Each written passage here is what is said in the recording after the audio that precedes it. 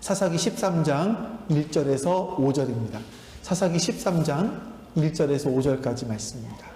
이스라엘 자손이 다시 여호와의 목전에 악을 행하였으므로 여호와께서 그들을 40년 동안 블레셋 사람의 손에 넘겨주시니라. 소라 땅에 단 지파의 가족 중에 마노아라 이름하는 자가 있더라. 그의 아내가 임신하지 못함으로 출산하지 못하더니 여호와의 사자가 그 여인에게 나타나서 그에게 이르시되 보라, 내가 본래 임신하지 못함으로 출산하지 못하였으나 이제 임신하여 아들을 낳으리니 그러므로 너는 삼과 포도주와 독주를 마시지 말며 어떤 부정한 것도 먹지 말지니라. 보라, 내가 임신하여 아들을 낳으리니 그의 머리 위에 삭도를 내지 말라. 이 아이는 태에서 나옴으로부터 하나님께 바쳐진 나시린이 됨이라. 그가 블레셋 사람의 손에서 이스라엘을 구원하기 시작하리라 하시니. 아멘. 자, 오늘은 나시린 삼손이라는 그런 제목을 가지고 하나님 말씀을 나눠보도록 하겠습니다. 그리고 제가 한 가지 좀 이번 주 중에 요즘 들어서 꽤 마음에 기쁘고 감사했던 것들이 있는데, 그게 뭐냐면 얼마 전에 우리 교회 한 청년이 이제 와서 공부를 하더라고요. 공부를 하면서 그 전까지는 다른 사람들이 있었는데 그분들이 나가시자 저를 보면 그분들이 나가시면 제가 있을 때는 그 좀 테이블을 청소하거든요. 청소를 하는데 그 청년이 저한테 이렇게 말하는 겁니다. 저는 기독교인은 아닌데요. 여기 와서 공부를 하고 이 인테리어를 보면서 기독교에 대해서 굉장히 궁금해져요. 이런 이야기를 하더라고요. 또 60대가 넘어 보이는 어떤 아주머님께서 오셔서 전에부터 꼭 와보고 싶었대요. 근데 이제 문 여는 시간이 다 본인은 9시 반 이전에나 올 수 있고, 저녁에는 커피를 마실 수 없고, 이런 분이시라서 올라다가 못 왔는데, 오늘은 그냥 왔다. 너무 궁금해서 와봤다. 저보러 물어볼 때, 교회 관계자이시냐? 이렇게 물어보더라고요. 관계자라고 물어보는 걸로 봐서는 교회를 다니시는 분은 아닌 것 같아요. 근데 교회가 이렇게 새롭게 하는 모습 보면서 너무 좋다. 교회에 대해서 궁금해진다 하는 이야기들을 하시더라고요. 뭐 그 이외에도 몇몇 분들 같은 경우는 우리 교회 유튜브가 있냐, 홈페이지가 있냐, 설교를 어떻게, 요즘 같은 경우 어떻게 하냐, 유튜브로 한다. 그러냐 하면서 한번 뭐 들어와 보겠다라고 하시는 분도 있었고, 어떤 분 같은 경우는 이제 좀 이런 상황이 조금 진정되면 한번 와보고 싶다. 이제 이런 분들도 사실은 있었습니다. 우리가 이렇게 카페 교회로 전환한 지가 지금 약 4개월쯤 돼가거든요. 근데 현재 상황은 뭐 코로나 때문에 이렇게 마음대로 올 수 있는 그런 상황은 아니지만, 이런 우리의 변화의 모습들이 좀 긍정적인 것이 아닌가 하는 생각들이 들어요. 근데 중요한 것이 있습니다, 여러분. 중요한 게 뭐냐면, 어느 누가 왔을 때 그 사람들은 스스로 정착하지는 못합니다. 우리가 이방인처럼 대했을 때 그분들이 스스로 정착하지는 못해요. 그러면 그분들이 정착하기 위해서 뭐가 필요하냐면, 우리 교회 안에 단단한 공동체가 있어야 됩니다. 정말 사랑을 나누는 진실한 공동체. 그 공동체가 우리 안에 있었을 때야 비로소 그 사람들이 우리 안에 들어와서 자신들의 아픈 마음들, 상처들을 끄집어 내놓을 수 있고, 상처들을 끄집어 내놓으면서 그 마음의 치유가 일어나거든요. 그러면 그분들이 우리 안에 정착할 수 있는 확률들이 훨씬 더 높아지는 거죠. 교회가 이런 곳이야? 라는 것을 알게 되는 거죠. 우리가 그런 교회로, 그런 공동체로 조금씩 더 나가야 될 겁니다. 우리의 형태는 바뀔 수도 있어요. 우리가 뭐 카페 교회를 하던 아니면 다른 어떤 모습을 하던 형태는 바뀔 수 있습니다만, 진짜 중요한 건 뭐냐면 우리가 진실한 공동체가 될 것이냐, 세상에서 사랑을 맛보지 못했는데 사랑을 맛볼 수 있는 진실한 공동체가 우리 안에 이루어질 것이냐. 이루어진다면 우리에게는 새로운 변화들이 일어날 줄로 믿습니다. 자, 여러분, 그러기 위해서 이제 우리가 오늘도 하나님 말씀을 나누는 거예요. 근데 오늘 말씀 속에서 이제 드디어 우리가 삼손에 대한 이야기로 갑니다. 제가 보니까 삼손에 대한 설교를 한 적이 있었어요. 2006년도인가 한 적이 있었어요. 그래서 제가 그 당시 어떻게 설교를 했었나 원고를 뒤져봤습니다. 좀 그때 거를 참고로 해서 편하게 좀 해볼까 했는데 도저히 그때 거 보고는 못하겠는 거예요. 아마 그때의 저의 신학적인 배경과 지금의 신학적인 배경들이, 제가 보는 성경의 관점들이 좀 달라졌던 것 같아요. 그때가 틀렸던 것이 아니라 그때와 제가 지금 보는 성경의 관점이 좀 다르지 않나 하는 생각들이 듭니다. 사사기서에는요, 사사들이 많이 나옵니다. 이제 그 중에 가장 우리의 관심을 끄는 사사 한 명을 꼽으라면 바로 삼손일 거예요. 여러분, 삼손하면 기억나는 게 뭐가 있습니까? 힘이 세다, 머리가 길다. 또 삼손하면 여자 한 명 생각나지 않으세요? 삼손과 드릴라. 우리가 요즘에는 그 영화들이 별로 없습니다만, 제가 어렸을 때만 해도 어떤 명절, 성탄절, 기독교에 관련된 부활절 이런 때만 되면 항상 했던 영화 중에 하나가 삼손과 드릴라였었습니다. 그래서 삼손은 굉장히 세상에서 유명합니다. 보면 그 운동선수 가운데 힘이 센 사람 같은 경우는 삼손이라고 하고요. 여러분 혹시 가방 브랜드 가운데 삼손 이름 들어가는 거 아세요? 호사님 아세요? 샘소나이트. 샘소나이트가 삼손입니다. 그러니까 이게 튼튼하다 이런 의미가 있겠죠. 그 삼손은 굉장히 우리에게 친숙한 인물로 다가와 있습니다. 육체적인 힘이 그렇게 강한 사람이지만 사실 여러분, 삼손을 보시면 삼손은요, 그 힘을 자기를 위해서만 썼던 사람이에요. 삼손은요, 죽을 때까지 자기를 위해서만 그 힘을 사용하다가 죽습니다. 사사로 부름받은 사람인데 말이죠.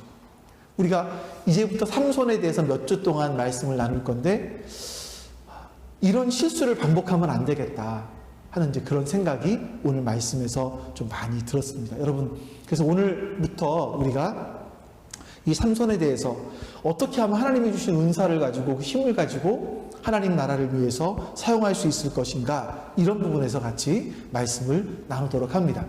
자, 우리가 먼저 봐야 될 것이 뭐냐면 사사기서의 배경입니다. 이 말씀의 배경을 좀 같이 살펴봐야 될 것 같아요. 1절과 2절 말씀을 우리 한번 같이 읽어보시죠. 1절, 13장 1절과 2절. 자, 시작. 이스라엘 자손이 다시 전에 악을 행하였으므로 여호와께서 그들을 40년 동안 블레셋 사람의 손에 넘겨주시니라. 소라 땅에 단 지파의 가족 중에 마누아라 이름하는 자가 있더라. 그의 아내가 임신하지 못함으로 출산하지 못하더니. 아멘. 자, 여러분, 이 말씀을 보면 이상한 부분이 두 가지가 있습니다. 이상한 점이 두 가지가 있어요. 이제 그게 뭐냐면, 먼저 오늘 말씀에서 이스라엘 사람들은 하나님께 부르짖지 않았다라는 겁니다. 사사기에서 반복되는 패턴이 있죠. 이스라엘 사람들이 범죄합니다. 하나님께서 이스라엘 사람들에게 벌을 주세요. 이방 사람들의 손에 넘겨주십니다. 오늘 본문에는 블레셋 사람들에게 40년간 넘겨주셨어요. 그럼 그 다음에 뭐 하죠? 이스라엘 사람들이요? 고통을 당하면 뭐 하죠? 부르짖고, 그쵸? 야, 우리 권사님도 계시니까 한 분 더 늘어나셨다고 이렇게 리액션이 있으니까 우와, 더 좋은 것 같아요. 부르짖습니다. 자, 부르짖으면 하나님께서 어떻게 하십니까? 사사를 보내시죠. 사사를 보내셔서 그들을 그 이방인들을 쫓아내시고 이스라엘 가운데 평온함을 다시 허락해 주세요. 근데 오늘 말씀에서 보시면 다시 한번 오늘 말씀을 볼까요?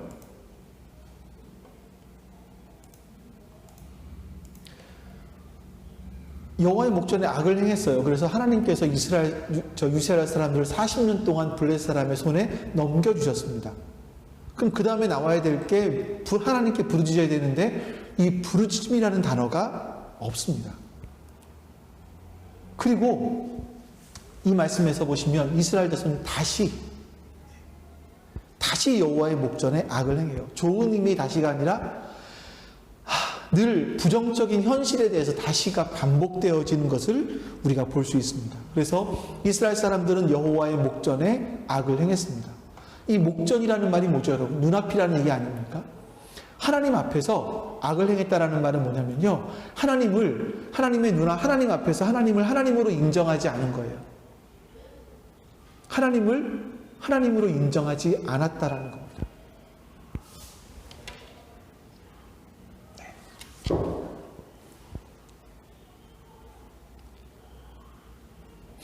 자, 왜 여러분 이스라엘 사람들은 하나님께 부르짖지 않았을까요?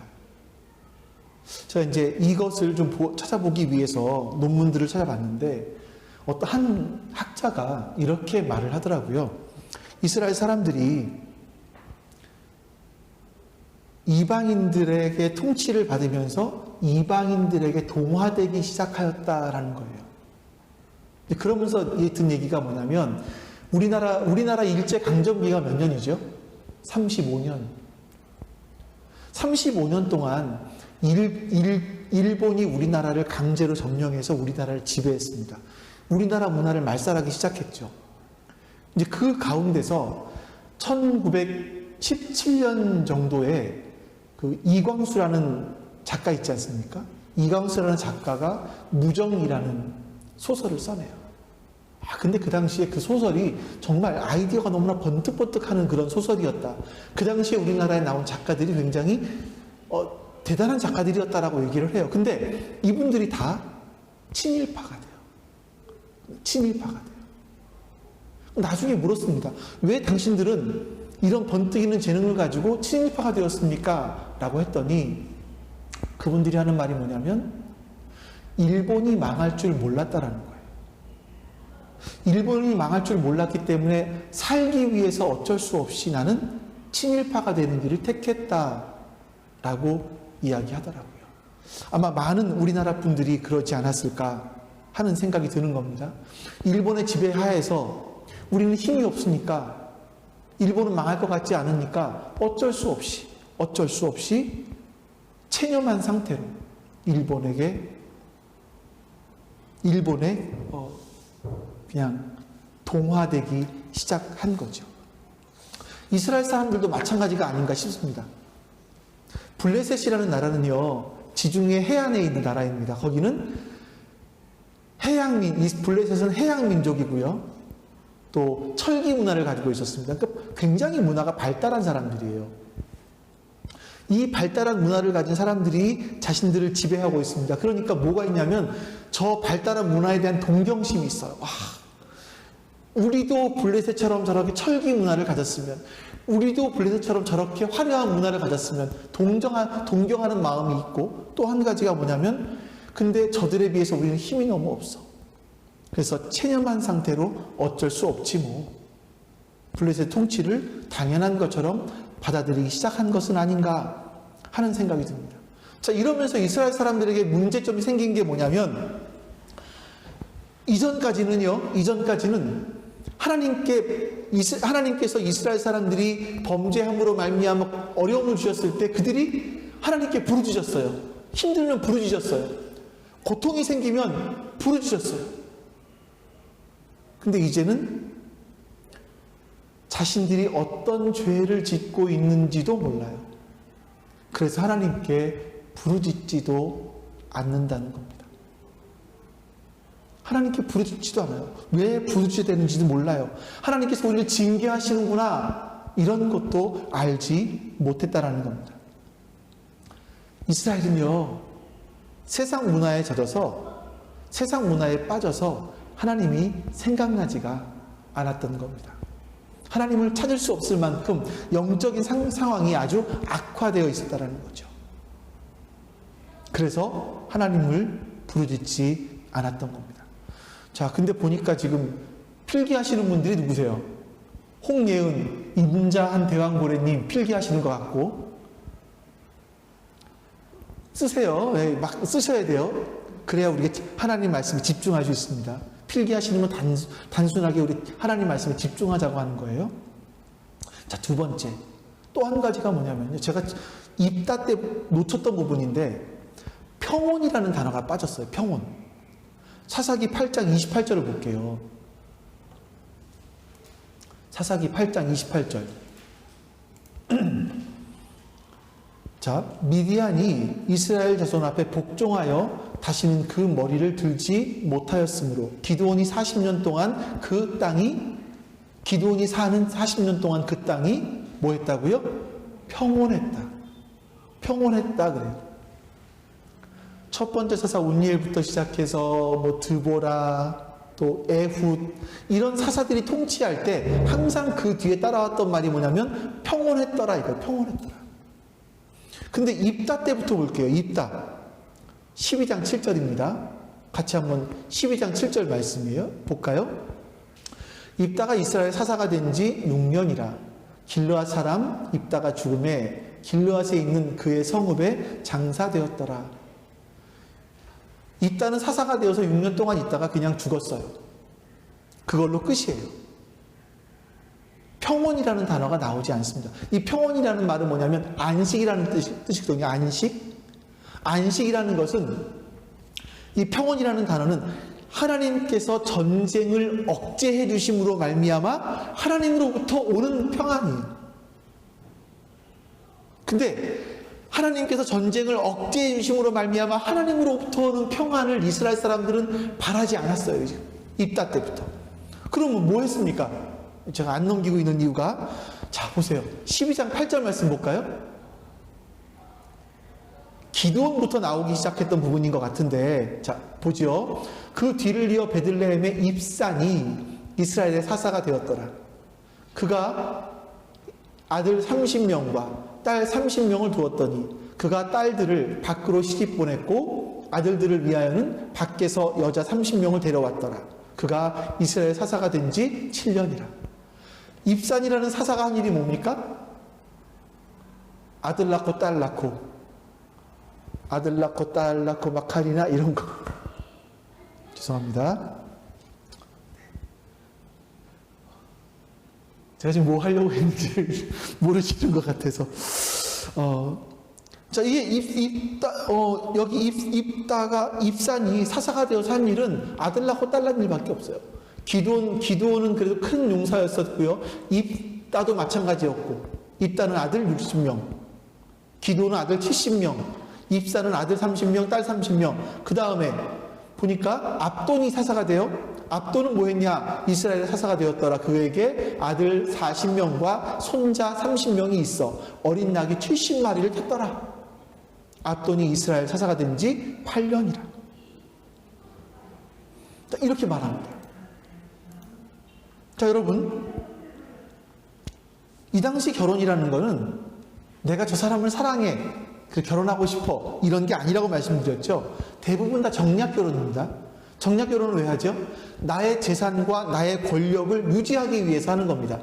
나의 재산과 나의 권력을 유지하기 위해서 상대편에 있는 힘 있는 사람과 결혼을 해서 그 사람과 평화의 조약을 맺는 게 정략 결혼이에요.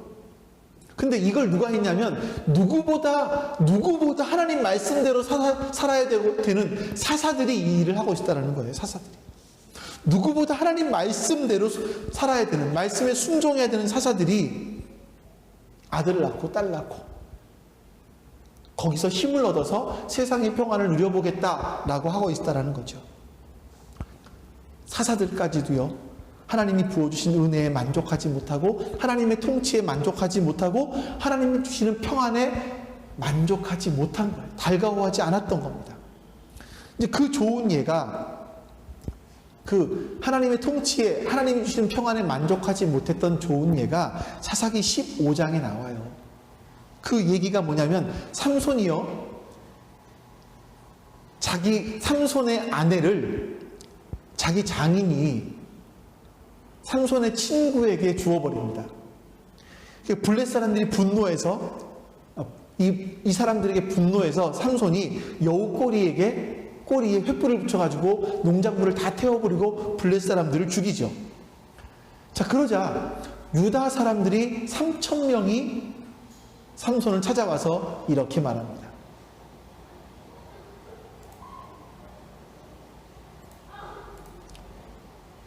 15장 11절입니다. 유다 사람 3,000명이 에담 바위 틈에 내려가서 삼손에게 이르되 너는 블레셋 사람이 우리를 다스리는 줄을 알지 못하느냐? 네가 어찌하여 우리에게 이같이 행하였느냐 하니 삼손이 그들에게 이르되 그들이 내게 행한 대로 나도 그들에게 행하였노라 하니라. 자, 지금 삼손이 하는 얘기가 여러분 뭐냐면요, 지금 이스라엘 사람들 또 특히나 유다 백성들이 블레셋 사람들의 고통을 당하고 있었을 때 삼손이 가서 블레셋 사람들을 물리쳐 주었다면 유다 사람들은 감사해야죠. 근데 지금 뭐라고 말하고 있냐면 우리가 지금 블레셋 사람들의 치하에서 평온하게 잘 살고 있는데 네가 왜 그 평온함을 깨느냐, 이렇게 말하고 있는 거예요. 이렇게 삼손에게 불평을 하고 있는 겁니다. 자기 민족을 구하라고 보내신 사사를 자기들 손으로 붙잡아서 블레셋에 넘겨주기 위해서 3,000명이 삼손에게 몰려온 겁니다. 왜 그럴까요, 여러분? 이게 노예 근성이죠. 블레셋의 압제 아래에서 비참한 노예 생활에 적응하기 시작한 겁니다. 이걸 노예 생활을 당연한 것처럼 여기기 시작을 하는 겁니다. 그래서 이방의 지배를 받아요.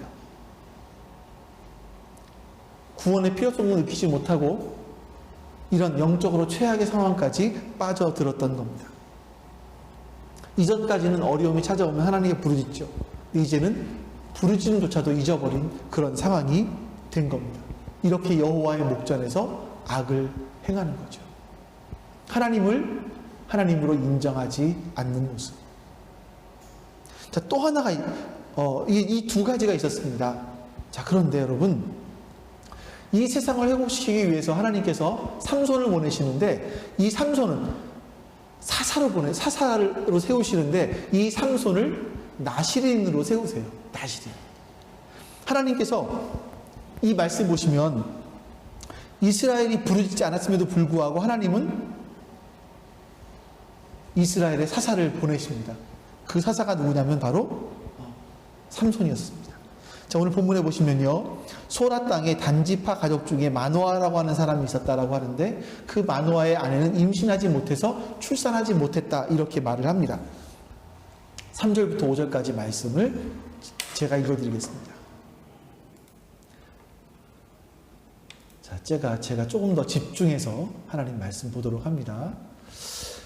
제가 읽어볼게요. 여호와의 사자가 그 여인에게 나타나서 그에게 이르되 보라, 내가 본래 임신하지 못함으로 출산하지 못하였으나 이제 임신하여 아들을 낳으리니 그러므로 너는 삼가 포도주와 독주를 마시지 말며 어떤 부정한 것도 먹지 말지니라. 보라, 내가 임신하여 아들을 낳으리니 그의 머리 위에 삭도를 내지 말라. 그 아이는 태에서 나옴으로부터 하나님께 바쳐진 나시린이니라. 그가 블레셋 사람의 손에서 이스라엘을 구원하기 시작하리라 하시니. 아멘. 자, 여기 임신하지 못한 여성인 마노아의 아내를 소개하는데 참 그렇죠. 이 마노아의 아내의 이름은 나오지 않습니다. 사모님, 문 닫아줄래요?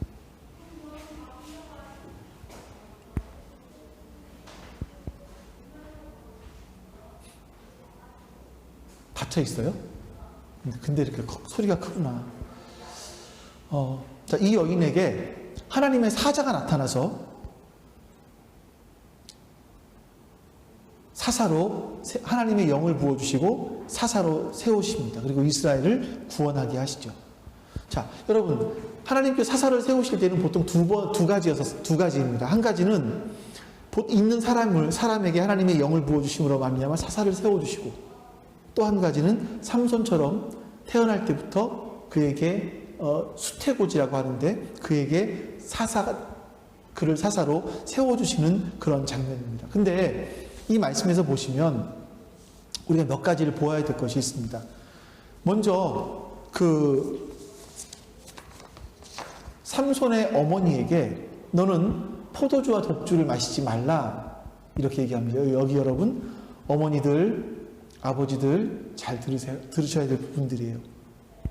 어떤 부정한 것도 먹지 말라라고 말합니다. 왜냐하면 삼손이 나시린으로 태어나야 되는데 그 어머니부터 시작한다라는 거예요. 어머니부터.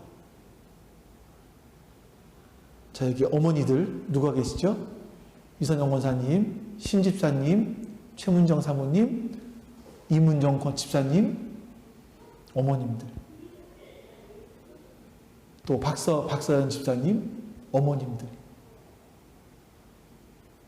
기억하셔야 돼요.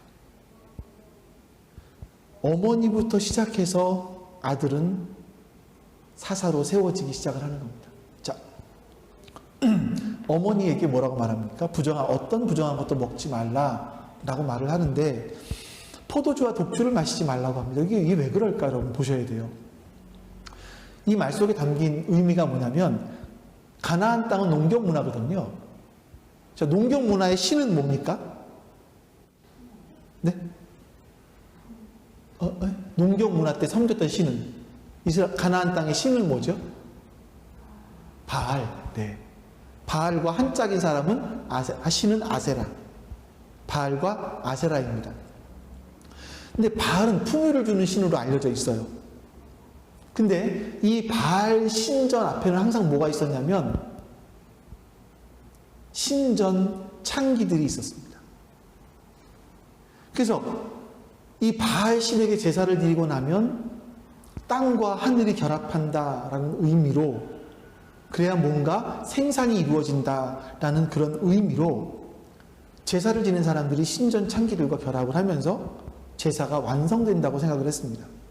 그리고 이 풍요를 비는 것이 뭐였었냐면 그 땅의 포도주였었습니다. 그 땅에서 난 곡식 포도주. 그러니까 이 성적 방종과 이 포도주, 술 먹는 문화 이거예요.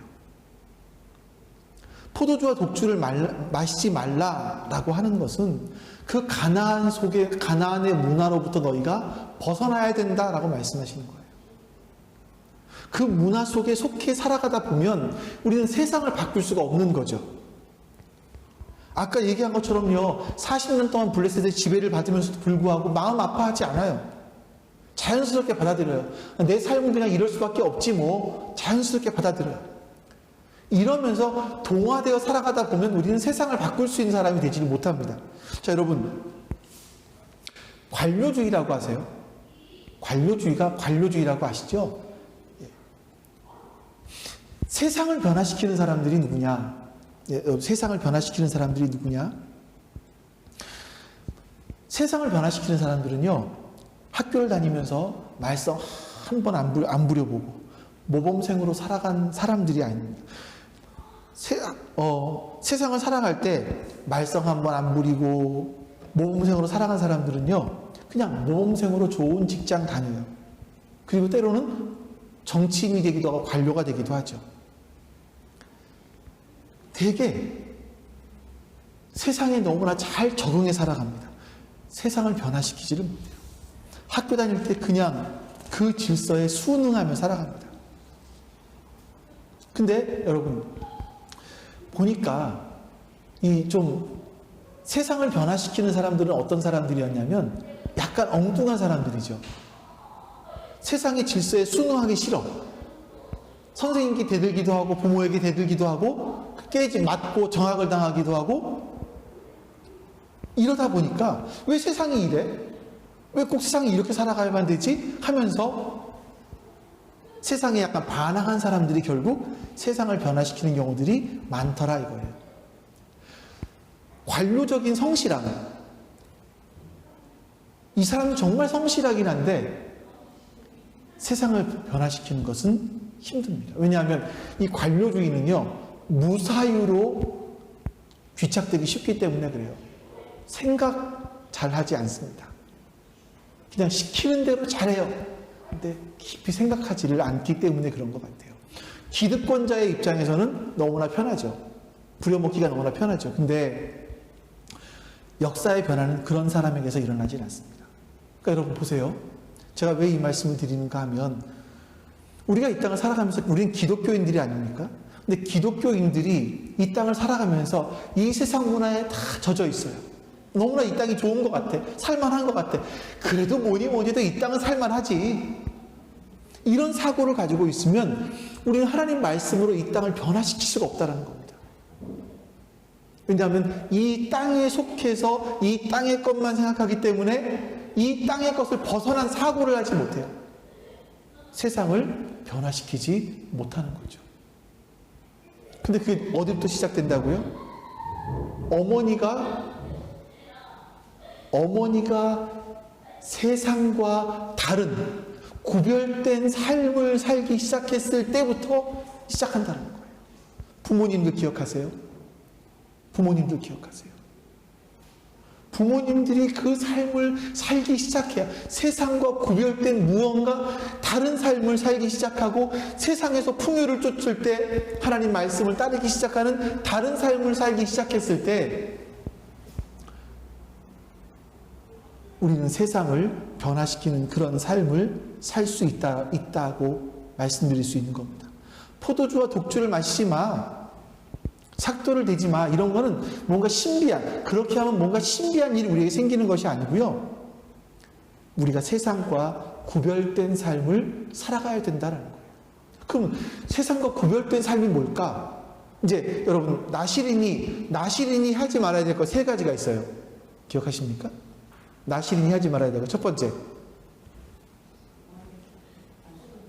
네, 포도주와 독주, 그리고 포도에서 난 어떤 것도 먹으면 안 돼요. 포도씨도 먹으면 안 돼요. 또 한 가지, 시체를 만지면 안 돼요.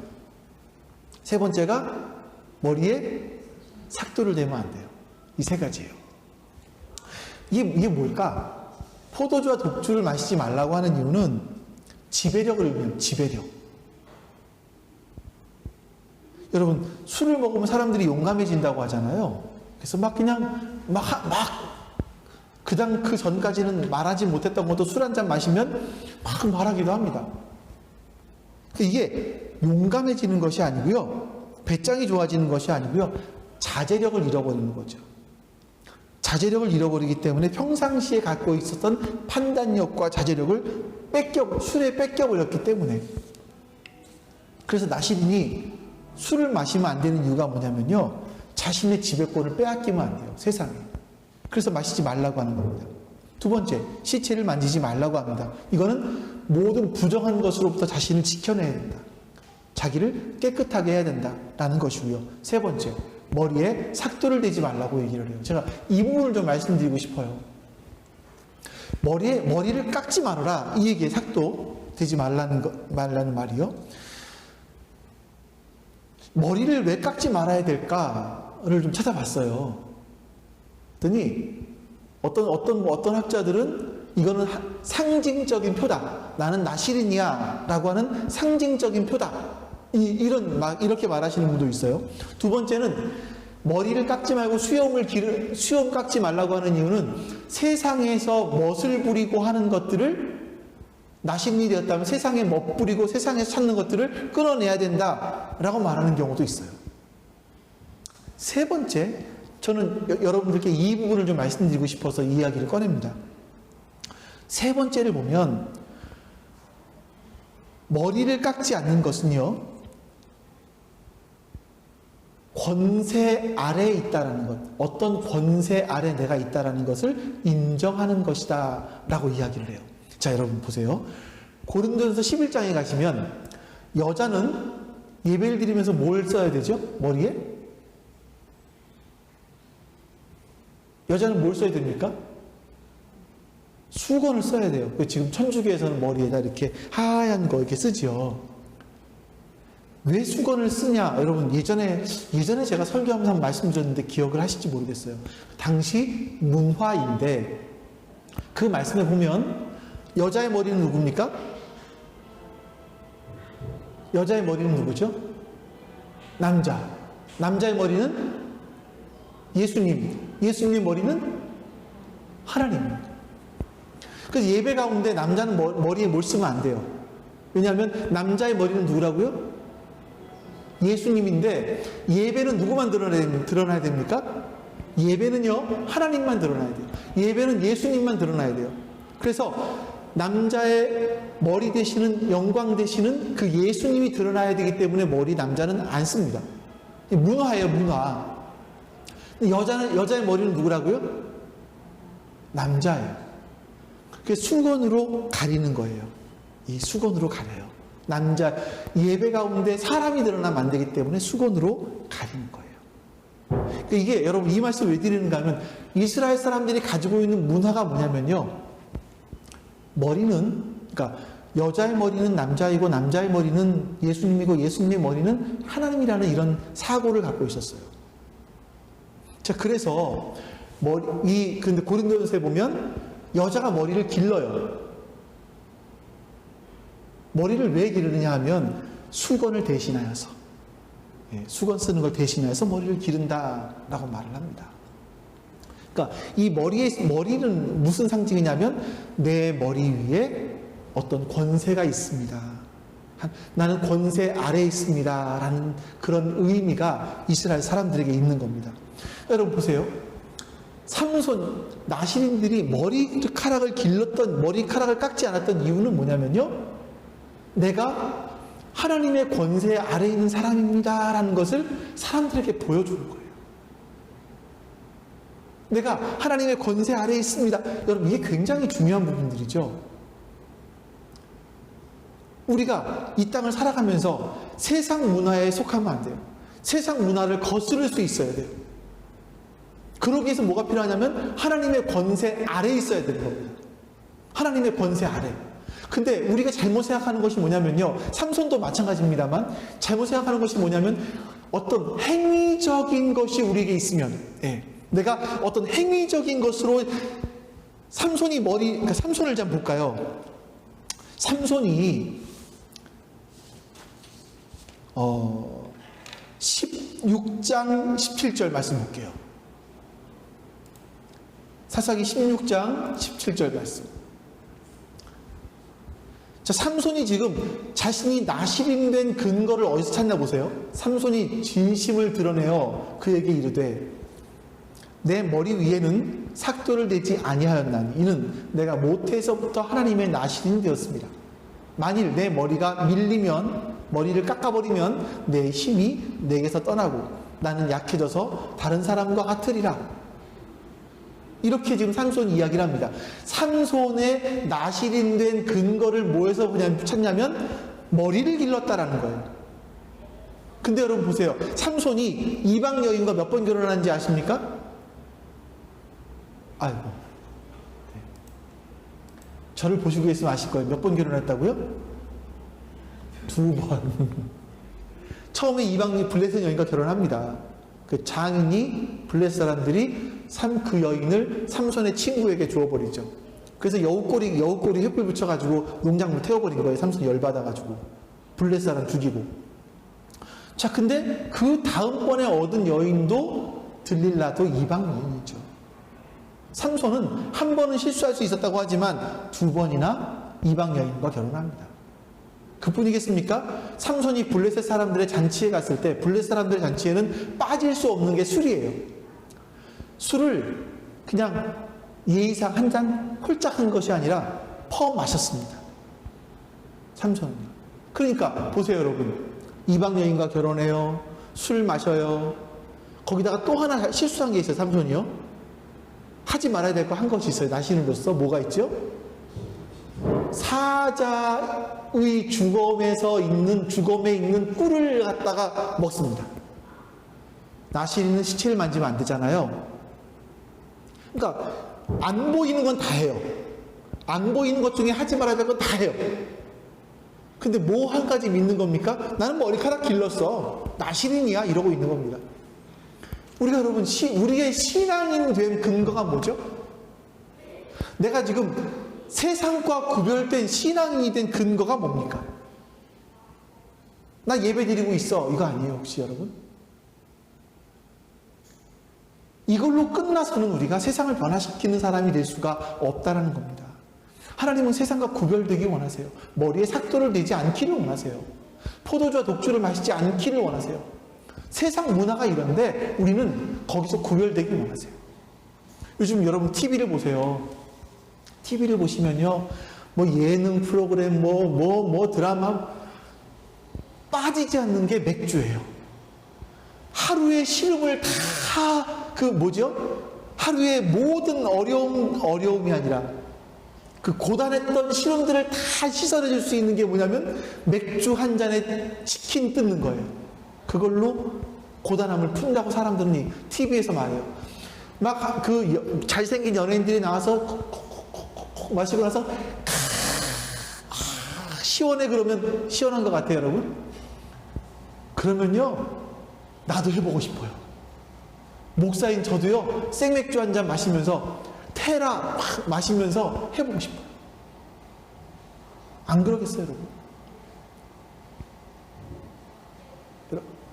혹시나 정말 힘들어서, 여러분, 우리 어르신들 정말 힘들어서 나 맥주 한 잔 마시고 싶어. 그러면요, 몰래 가방에 사가지고 들어가서 방에 들어가서 혼자 한번 해보세요. 그리고 술 냄새 안 나면 아이들에게 보이세요. 우리는 세상과 구별된 사람들이어야 하는 겁니다. 제가 지금 술을 마시자 마시지 말자 이걸 말씀드리는 것이 아니라 우리의 삶은 세상과 구별되는 삶이어야 한다는 겁니다. 또 보면 삼손이 실수하는 것들이 또 있어요. 제가 하나만 더 보여드릴게요. 사사기 16장 31절 말씀해 보시면 그의 형제와 아버지의 온 집이 다 내려가서 그의 시체를 가지고 올라가서 소라와 에스다올 사이 그의 아버지 마노아의 장지에 장사한지라.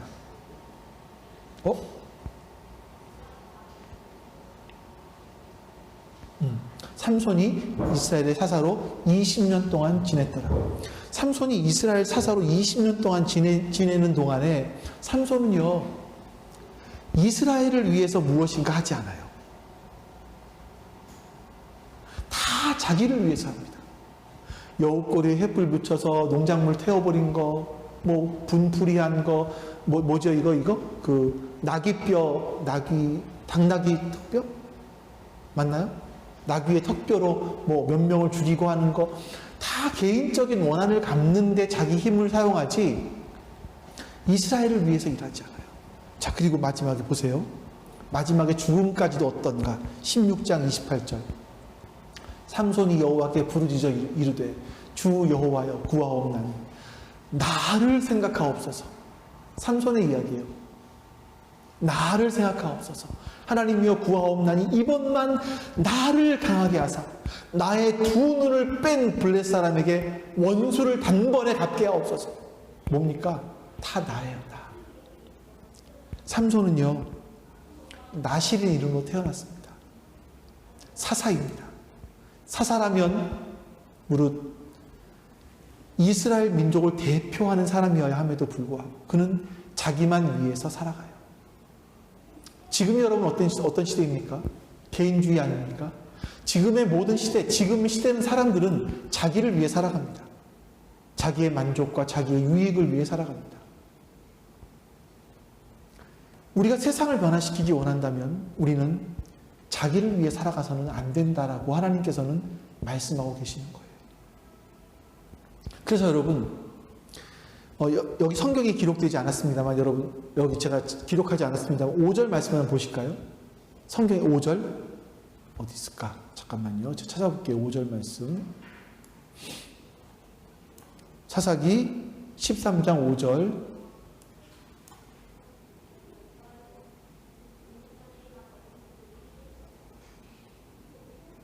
제 13.5절을 안 써놨나 봐요. 아, 여기 있다.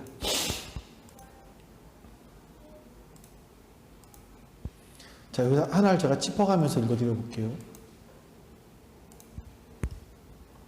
5절에 보시면 그가 블레셋 사람의 손에서 이스라엘을 구원하기 시작하리라. 삼손은요, 이 구원을 완성하지 못해요. 삼손은 이 구원을 완성하지 못합니다. 다른 사람들은 다 그들의 손에서 구하였더라, 이렇게 끝나요. 근데 구원을 완성하지 못해요. 구원하기 시작합니다. 이 블레셋에서 언제 이스라엘 사람들을 구원이 완성했냐면 다윗 때에 가서야 완성이 됩니다. 다윗 때에 가서. 삼손 이후로는 온전한 사사가 나오지를 않아요. 그리고 사사기 시대를 대표하는 말씀이 뭐죠? 사람들이 자기 소견에 좋은 대로 살아가기 시작을 합니다. 하나님 마음에 맞는 사람이 나오지 않아요. 이스라엘 사람들은 그렇게 점점점 세상으로 빠져들어가기 시작을 하는 겁니다. 자, 여러분, 삼손은 나실인의 운명으로 태어났어요. 그러면 삼손은요, 구별된 삶을 살았어야만 했습니다. 삼손이 어떻게 구별되지 못한 삶을 살았는지 다음 주부터 보겠습니다만, 우리가 세상과 구별되지 못한 삶, 세상과 동화되어 있는 삶을 살아가다 보면 우리는 세상을 변화시킬 수 없습니다. 하나님께서 우리를 이 땅에 보내신 것은 이 땅을 변화시키라고, 내가 속한 곳을 변화시키라고 보내셨는데, 우리는 세상을 변화시키지 못한 채 그저 그렇게 삶을 살아가는 거죠. 세상을 변화시키기 위해서는 우리가 세상과는 다른 관점에서 세상을 볼 수 있어야만 합니다. 세상과 동화되어 있는 상태에서는 다른 관점에서 세상을 바라볼 수가 없게 되는 거죠. 여러분, 오늘 말씀 한번 기억해 보시기 바랍니다.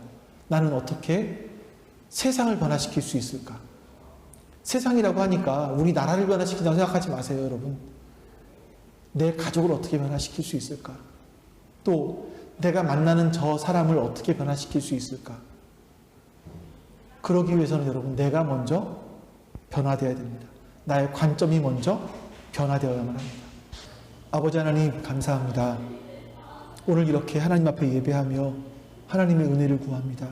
주님, 하나님께서는 우리를 세상과 구별된 사람으로 부르셨는데, 혹시 우리가 이스라엘 사람들처럼 세상이 너무 좋아서 그 세상과 동화되어 살아가고 있지는 않은가, 우리 자신을 돌아보게 해주시옵소서.